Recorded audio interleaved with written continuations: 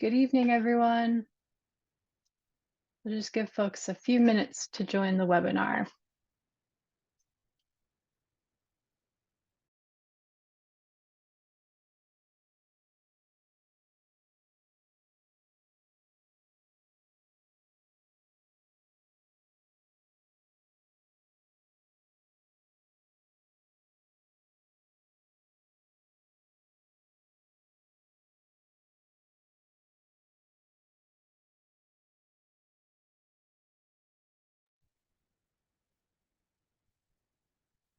Okay, it looks like we have had some folks join, and I'm sure people will continue to trickle in, but we want to get started because we have a lot to cover today and we want to get to your questions.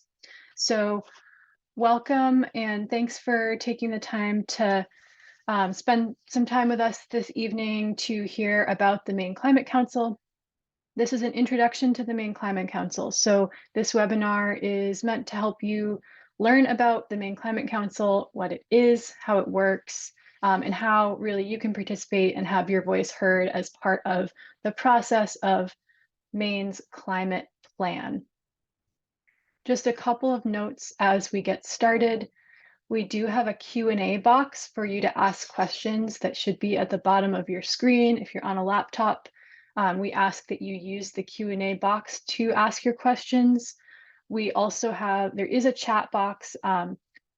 We ask that you use the Q&A box for your questions, and maybe if you're having a technical issue, you can't hear me or something like that, you could use the chat, but we would love to have your questions in the Q&A box so that we can get to them all systematically once the presentation is over.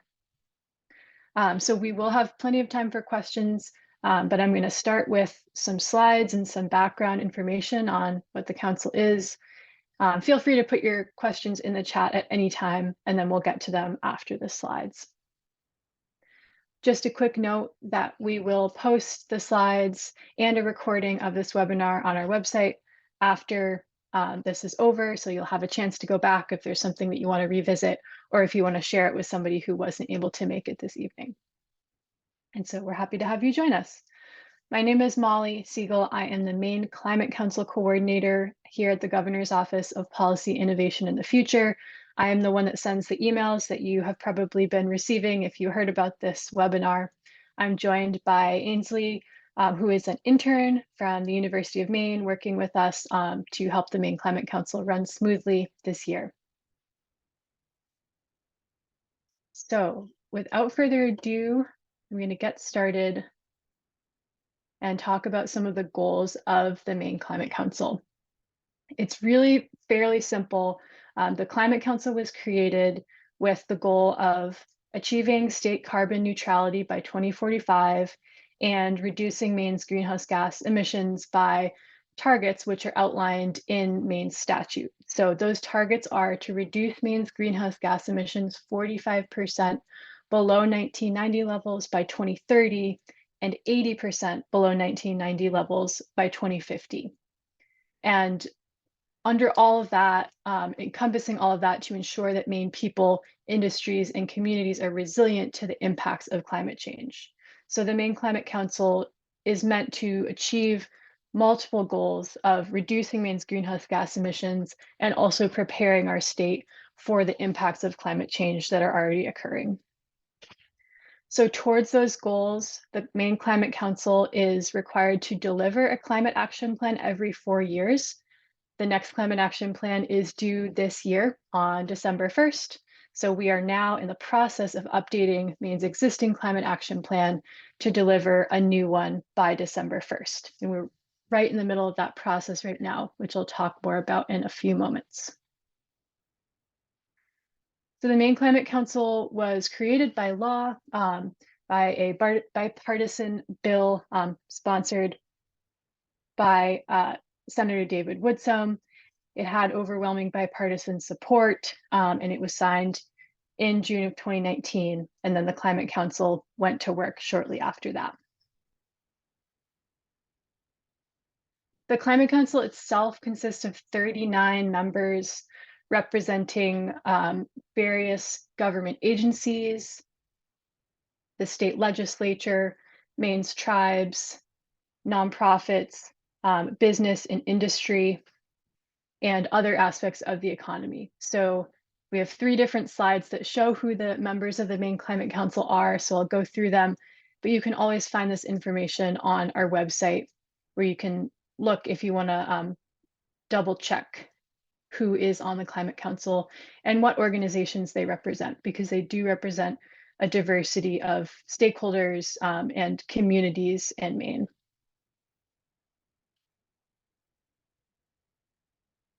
We have business representatives, small business, large business, forestry. We do have youth representatives as well, which I'll talk about a little bit more later. So back in 2019 and 2020, when the first Climate Action Plan was created, it was formed with these 4 goals in mind. As I mentioned before, to reduce Maine's greenhouse gas emissions to meet those targets that are in statute, to make Maine more resilient to the impacts of climate change, as well as fostering economic opportunity and prosperity through jobs and economic growth. And of course, to advance equity through Maine's response to ensure that the people that are most vulnerable to the impacts of climate change are made more able to respond and are not feeling disproportionate impacts due to the effects of climate change. So I'll talk a little bit more about that later.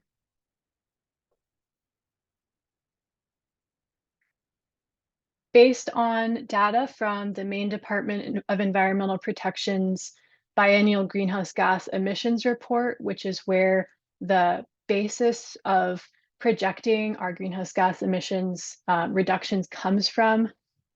In Maine, most carbon dioxide emissions from the combustion of fossil fuels come from transportation. So transportation accounts for 49% of our state's greenhouse gas emissions. Transportation is by far the largest proportion of emissions from fossil fuel combustion. That is followed by buildings, so residential buildings, industrial and commercial buildings, as well as electric power generation. So it's helpful, I think, to look at this breakdown of where our emissions come from, because it helps us to then think about how do we have the most impact on our overall emissions, and what are the different strategies that we need to take in each sector to reduce our emissions within the state. The Maine Department of Environmental Protection releases a biennial greenhouse gas emissions report every couple of years. This data is from the 9th biennial report, which was 2 years ago, and they are preparing to release a new biennial report this year. So within the next few months, we should have some updated information on how Maine is doing towards reducing our greenhouse gas emissions. So we do keep up to date on the latest data so that we can track our progress.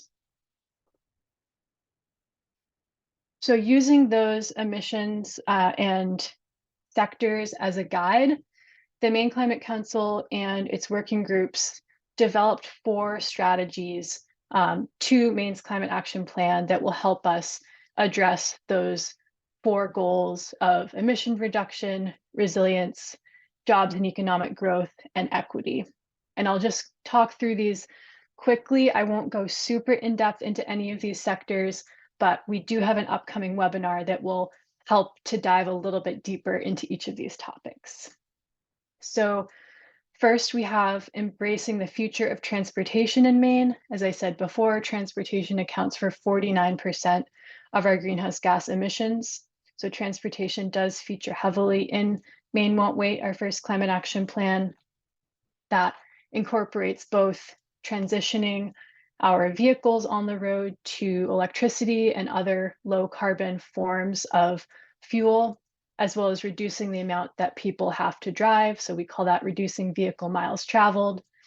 The second strategy is to modernize Maine's buildings. So this includes both reducing the amount of greenhouse gas emissions coming from new buildings, reducing emissions coming from existing buildings, so weatherizing and insulating existing buildings, and then thinking about what's called embodied carbon, so the amount of carbon and that are built into the building materials and the building methods that are used. So we think about all of those things when we think about modernizing Maine's buildings. The next strategy is to reduce carbon emissions and the energy and industrial sectors through clean energy innovation. So this really encompasses our transition to renewable and clean energy sources. This is especially important as we start to transition many of our fossil fuel appliances and vehicles to electricity. That really works best if you're able to generate that power from clean sources. We are fortunate in Maine and in New England to have a very clean electrical grid. So compared to some other parts of the country and some other parts of the world, our electricity comes from fairly clean sources. And so we are able to accomplish more greenhouse gas emissions through electrification than we would be if we had more of a coal or natural gas reliant electrical grid.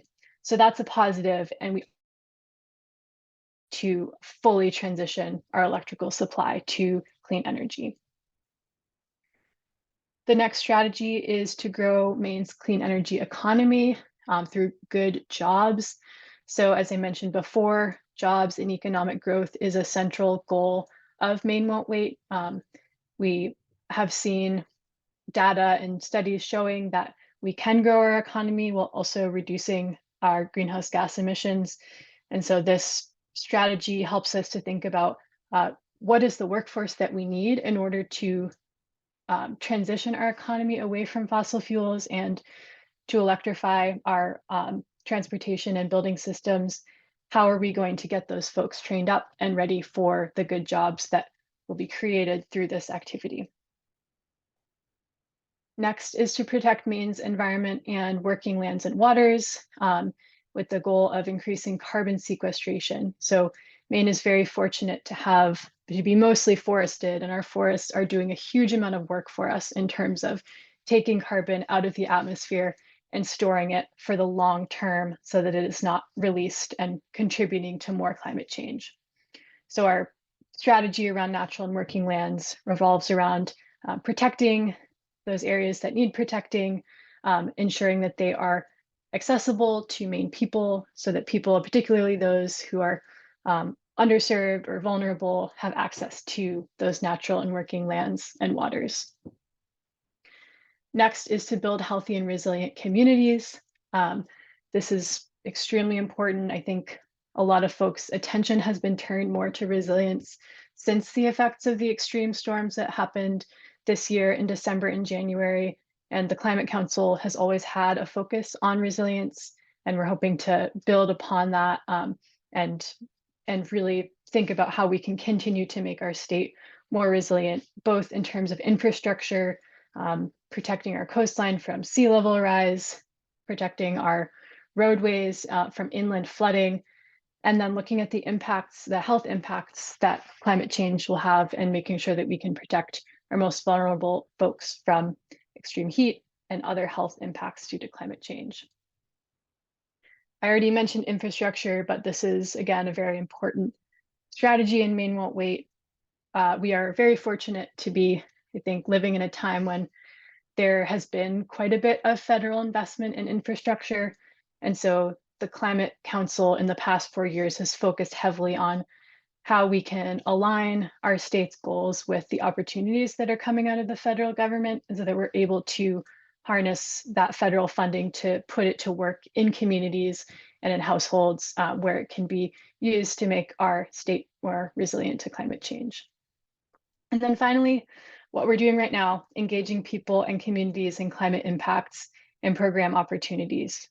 So we really rely on folks like you who are interested in this work to help to spread the word about what people and communities can do to reduce greenhouse gas emissions and become more resilient. And so we do this by going out and talking to people and providing information that helps then to disseminate these issues and the science and Maine's goals on climate. So a little shout out, our first climate action plan in 2020 was awarded a National Planning Award for demonstrating the importance of planning and really actionable programming and policy decisions to move the needle in our state. So we are proud of the success of the first plan. We're fortunate to be with this next plan, not starting from ground zero. We're starting from a very strong point of our first plan, and we're hoping to improve upon that for the council this year in their upcoming climate planning process.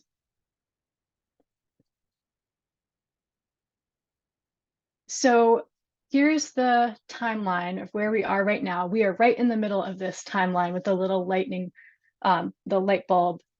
The stage that we are in right now, the working groups and the subcommittees of the Climate Council are meeting, and they are doing the really, really hard and intense work of updating the climate mitigation and adaptation strategies. But looking back a little bit in time, as I mentioned before, on December 1st, 2020, that was when the first climate action plan was delivered to the legislature. In May 2023, we started the process of reappointing the Climate Council. Those folks are appointed by the governor, and reforming the working groups. And then over the last few months and into the next few months, the groups and subcommittees are doing the work of developing updated recommendations, which they will then deliver to the Climate Council. So in June 18th, I believe, the working groups will be formally handing over their work to the Climate Council and saying, this is the work, the hard work that we have done over the past 10 months to examine and reopen our strategies from 2020, improve them, look at how we can adjust our targets, be more ambitious in some areas, take in new information about what has happened between 2020 and now. And they'll be revising and maybe adding some new strategies as well. They'll deliver those to the council in June, and then over the rest of 2024 is when the council will be meeting to consider and adopt those strategies, which will become the final updated climate action plan, which then gets delivered to the legislature by December 1st. I think something that's not completely captured in this time, throughout the process, there are opportunities for public input, particularly between that June 2024 and September. We'll be trying to gather broad public input through some sort of survey mechanism, probably lots of presentations like this one. So if you're somebody that's interested and has been following this process or is interested in becoming more involved, think about looking towards those opportunities in the summer to provide input and provide feedback from you or from other members of your community that are interested in having your voice heard in Maine's climate action plan.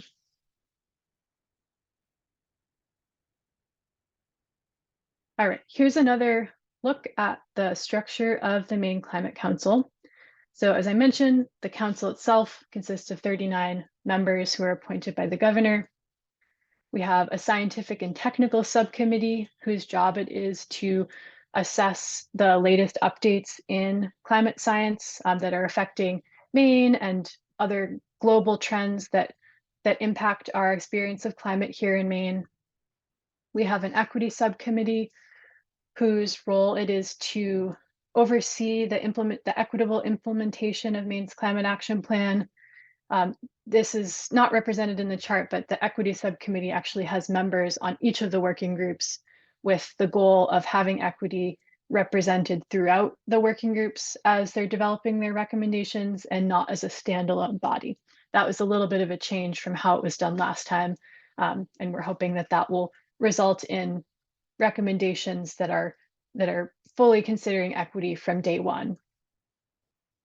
Then we have 6 working groups, one for each sector: buildings, coastal and marine, community resilience, energy, transportation, and natural and working lands.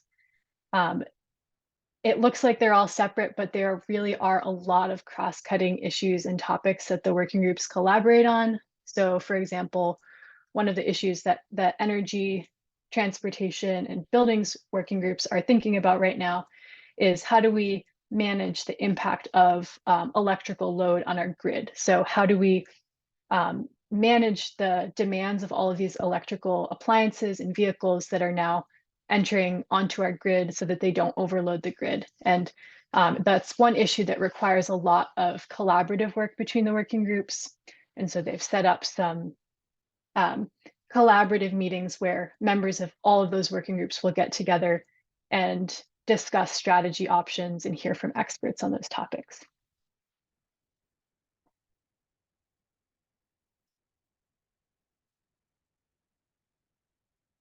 So one of the things that we do is track the progress of key metrics and indicators from Maine Won't Wait. So the first climate action plan laid out a list of metrics that the Climate Council should be tracking to assess how we're doing towards our goals.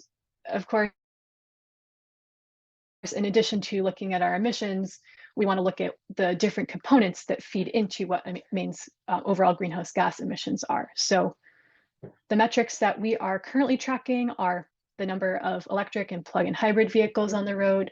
We have a goal that we're working towards there, which is 219,000 total vehicles on the road by 2030, electric vehicles.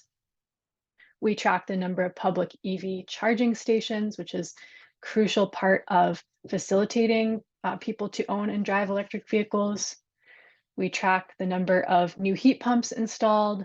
So our current goal is 275,000 heat pumps by 2027.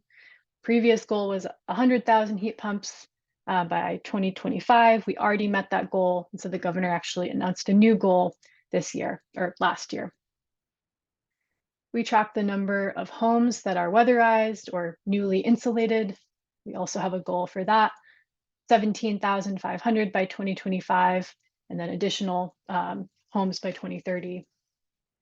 We track Maine's clean energy use. So Maine has a renewable portfolio standard, which requires us to get a certain percentage of our energy from renewable sources. That's 80% by 2030. There's actually a new goal, again, that the governor set of having 100% clean energy by 2040. So we're also working towards that goal. We look at the number of clean energy jobs.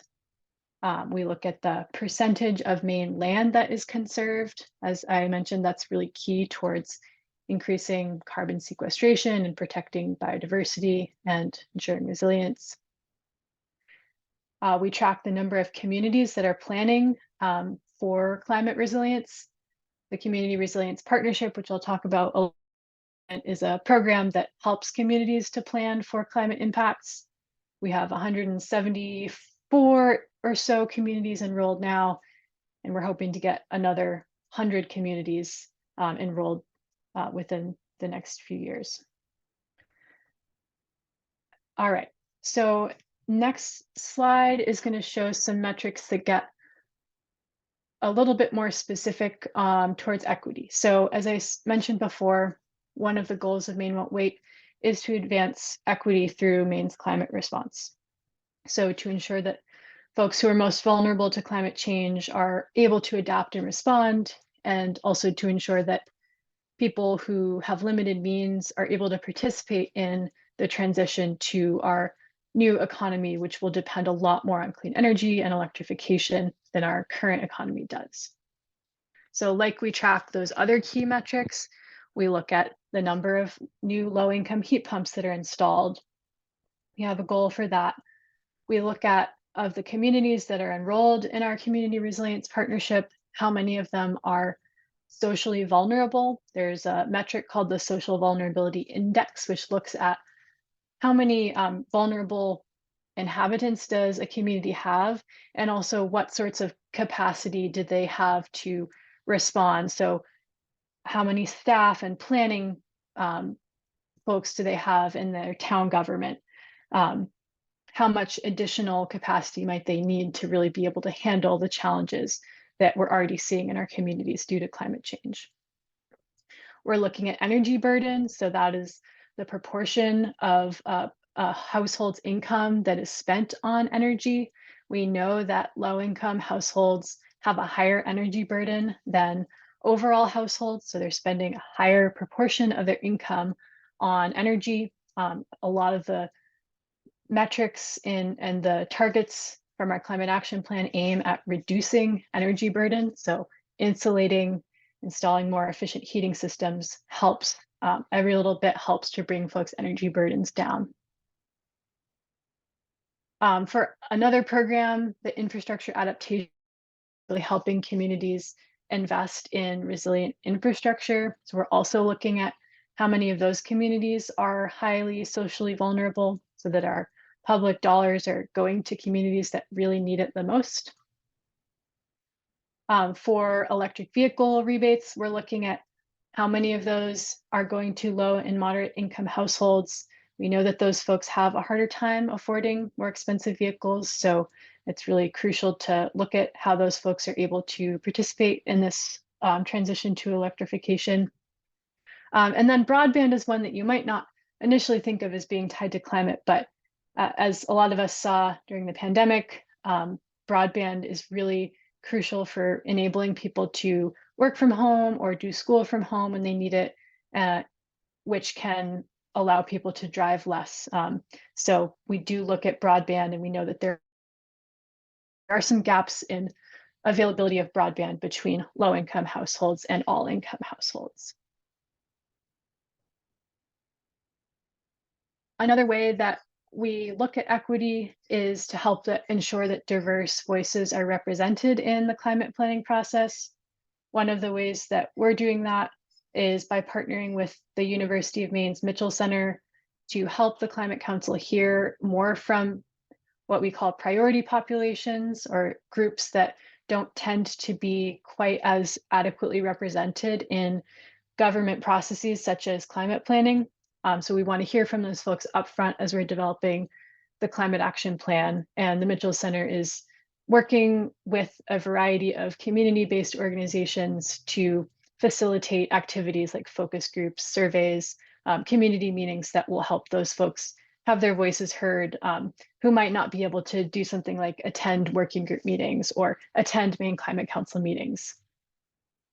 And then just a couple of examples of what the Climate Council defines as priority populations are low-income households, Black and Indigenous and people of color, young people, folks living in disadvantaged communities and low-income communities, and many more ways that we look at these populations.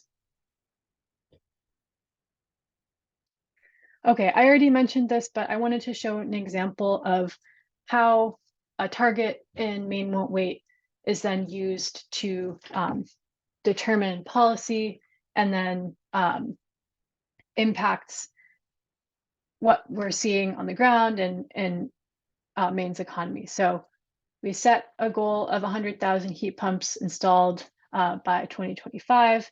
That goal was met in 2023, in part because of very generous funding, in part because of Efficiency Maine's programs, and just because people are really, really eager to improve their heating systems and to save money on their energy bills. So as a result of meeting that goal 2 years early, the governor set a new goal, an additional 175,000 heat pumps by 2027, which essentially doubles the pace of progress. So it's like we've done a good job, and we're going to even push harder and dedicate more resources and funding to this goal. So that would result in a total of 322,000 heat pumps installed by 2027, which includes both the new heat pumps and then all of those that were installed before this goal was set.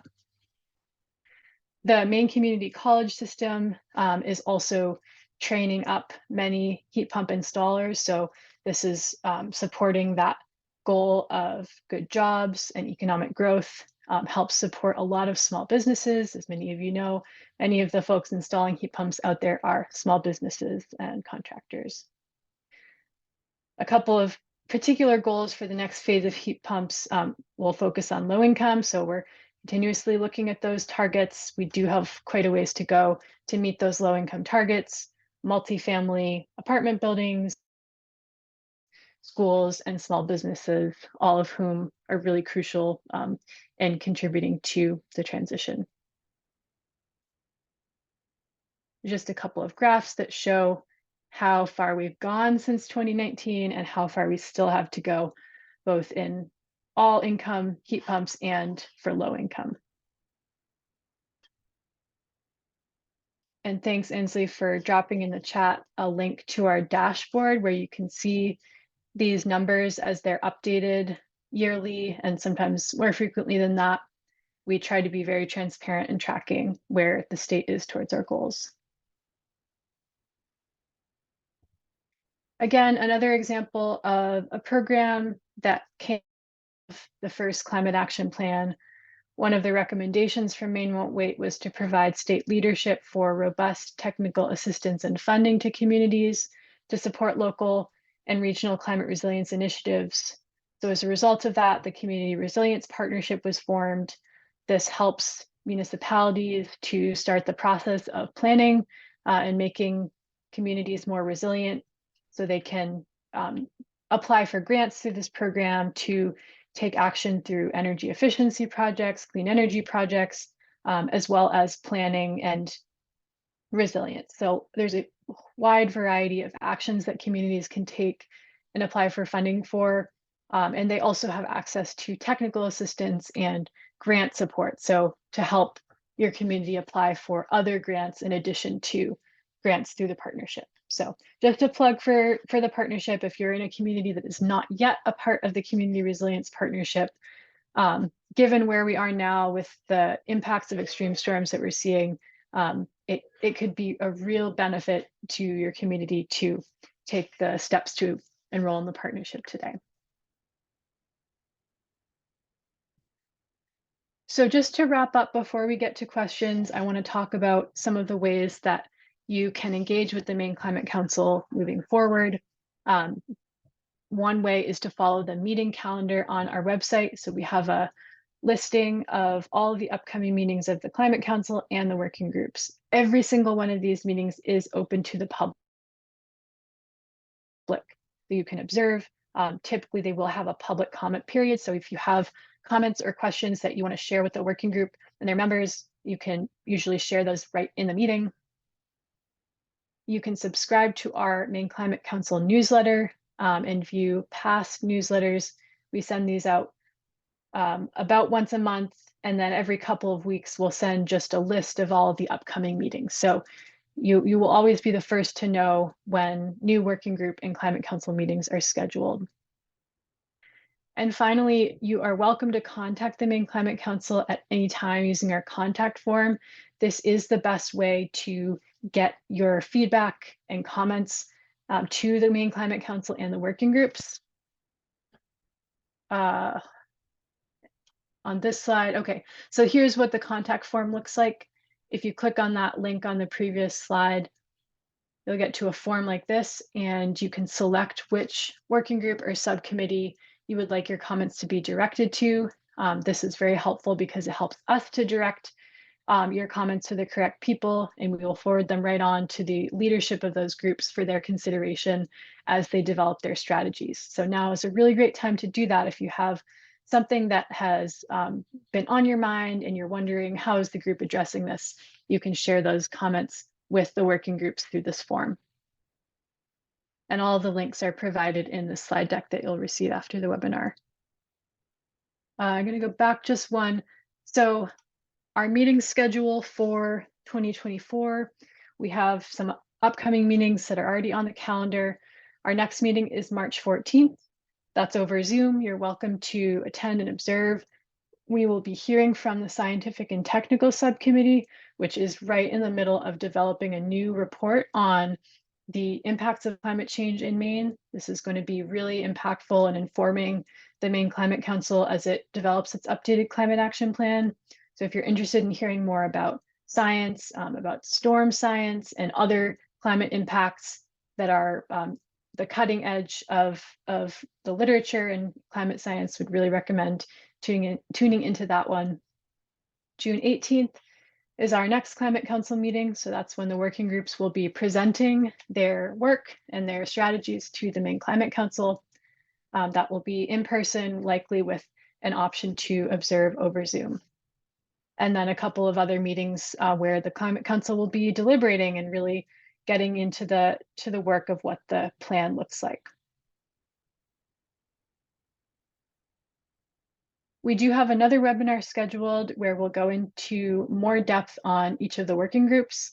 You'll have a chance to hear from staff and folks involved in each of the working groups on what conversations are happening in their working groups and how to provide input to their processes. We wanted to get that information out there while the working groups are still working before they deliver their strategies in June.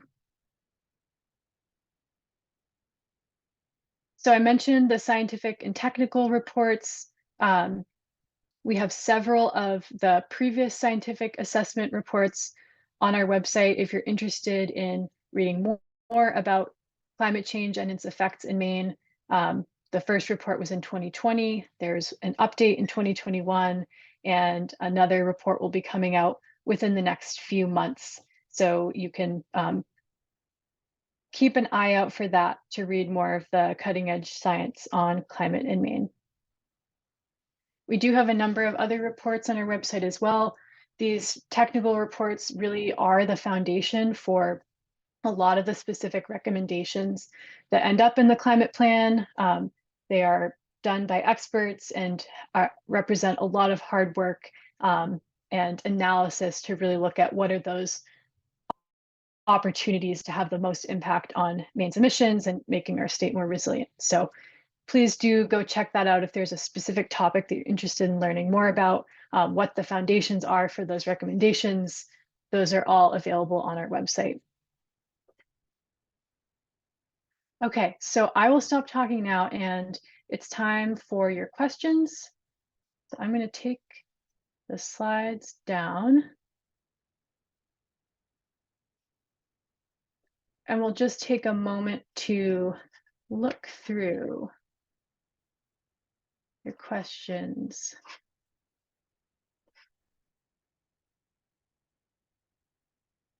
Okay, there is a question about specific support that is being provided to land trusts to protect more land to get us from 22% to 30%. So yes, there is a natural and working lands working group, which focuses on, among other strategies, conserving more of Maine's land by 2030. Right now, there's a subgroup of the natural and working lands working group that's focused on land conservation. So they will be developing updated recommendations on how we get from 22% to 30% of conserved land by 2030. So I would recommend keeping an eye on the natural and working lands working group because I think they are going to have some new actionable recommendations coming out that will really help us to get to 30%. So you can watch those meetings, you can attend those meetings, but really the final product is what comes out in June from those working groups. That's a great question.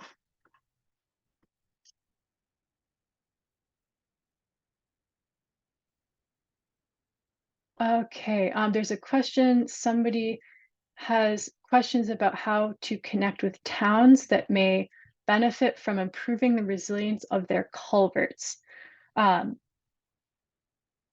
So if a town is interested in improving the resilience of their culverts, there are several programs that are helping to improve and upsize culverts for the sorts of extreme precipitation events that we're seeing. A couple of those are through Maine Department of Transportation. There's a municipal culvert program, as well as the Infrastructure Adaptation Fund, which has helped with wastewater and stormwater projects. I believe that one or both of those grant programs has just closed, so they'll be announcing the towns that were awarded soon. But the Community Resilience Partnership also helps towns and to apply for funding for resilience projects, including culverts.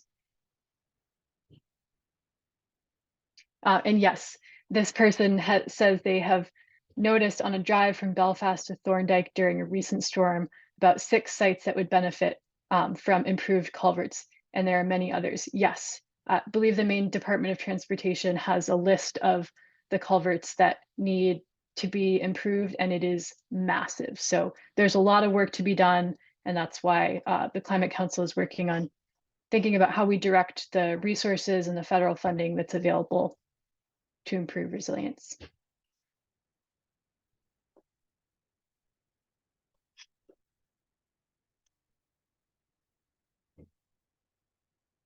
Okay, a question. Are there any programs that support Maine adopting tax credits or financial incentives for installing home solar panels?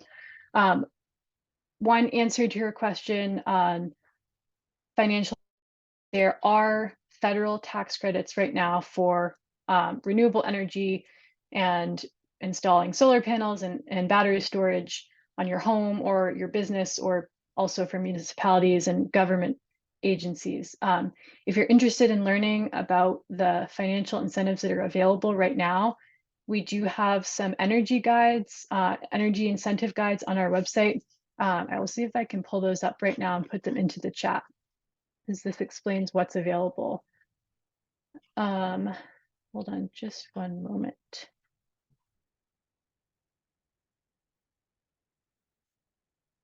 So I'm going to put into the chat a link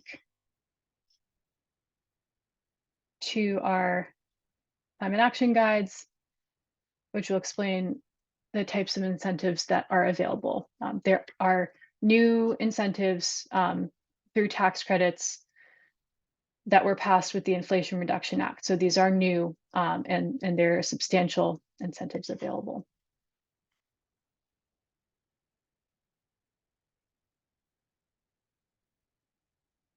What other questions do folks have?